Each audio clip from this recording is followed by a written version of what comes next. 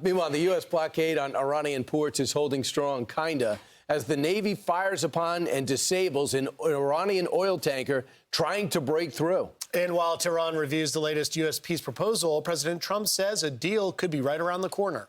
Chief foreign correspondent Trey Yingst is live in Tel Aviv with the latest. Trey, good morning.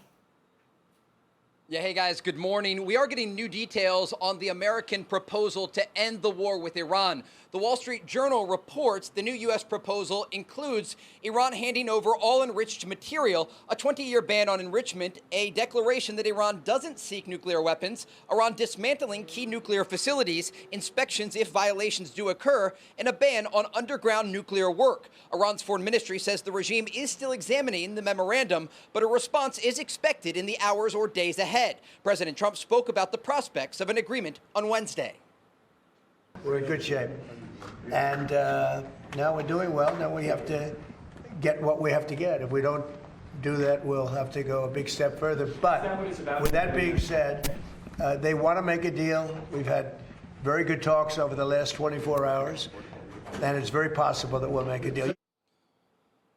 This comes as we're tracking developments out of the Strait of Hormuz and the Gulf of Oman, where Central Command says an Iranian-flagged vessel attempted to breach the U.S. naval blockade on Wednesday. The tanker was warned multiple times before U.S. forces fired on the ship. The shots came from the 20-millimeter Gatling gun of an F/A-18 Super Hornet that took off from the USS Abraham Lincoln aircraft carrier. As the region waits to see what comes next, Israel is continuing its offensive action against Iran's largest proxy, Hezbollah, launching a new strike against the group's Radwan forces in Beirut overnight. We are maintaining continuous contact with our friends in the United States. I speak with President Trump almost on a daily basis. My people and his people are in contact on a daily basis, including today. I will also speak with President Trump later tonight.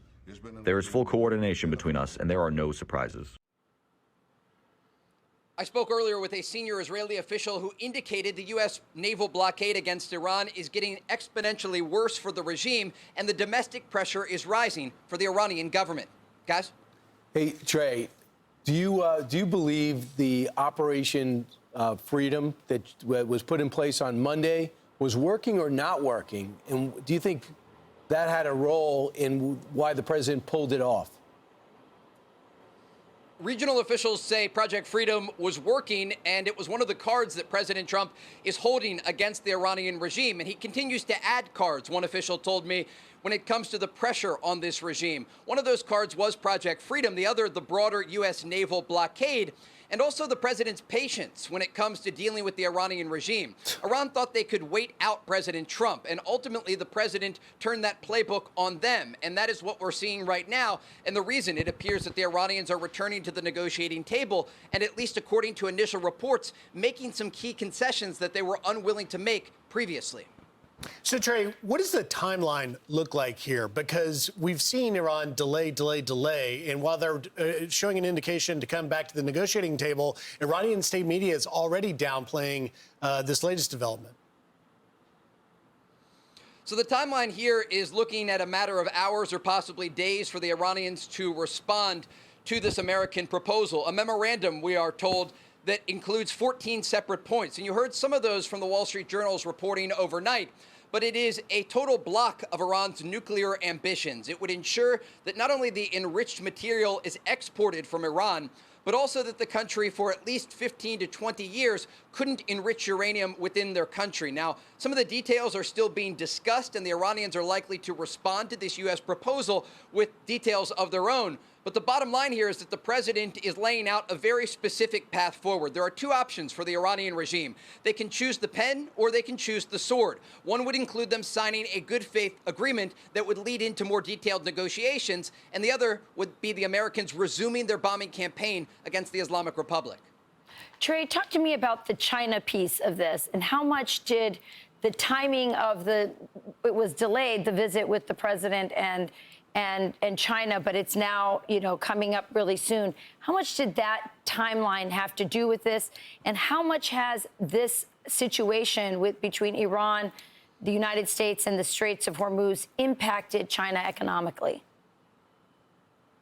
It's a great question, and we do understand the Chinese are facing serious issues as it relates to the shutdown of the Strait of Hormuz. Remember, around 20% of the world's oil passes through this critical waterway, but the United States just uses a few percentage points of their oil consumption from this part of the world. And so what the president has done here by issuing this naval blockade is actually a favor, not only to the Chinese, but also to European allies. And it's part of the reason that President Trump is calling on other countries to get involved in ensuring that this critical waterway is secure. But when we look at what's happening to the Iranian regime right now, and we step back from this situation as it relates to their nuclear program and the Strait of Hormuz, they are under immense political pressure. Domestically, this is a regime that earlier this year saw tens of thousands of people going to separate different cities into the streets of their country. While they were met with live ammunition, they were demonstrating against the poor economic conditions within their country.